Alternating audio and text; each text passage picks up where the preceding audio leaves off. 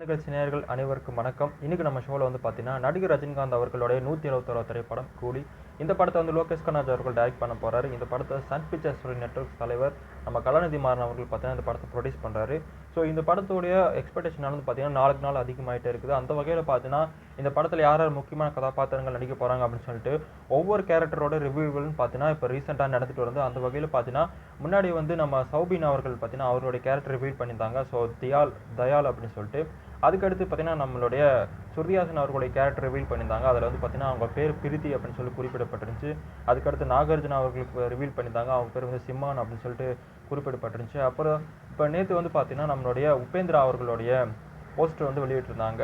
அதில் பார்த்தீங்கன்னா அவருக்கு காலேஜ் அப்படின்னு சொல்லிட்டு பேர் வச்சிருந்தாங்க. இப்போ ரீசெண்டாக நம்மளுடைய ரஜினிகாந்த் அவர்களுடைய போஸ்டர் ரிலீஸ் பண்ணியிருந்தாங்க. ரஜினிகாந்த் அவர்கள் பார்த்தீங்கன்னா தேவா அப்படின்னு ஒரு கதாபாத்திரத்தை நடிக்க போறாரு.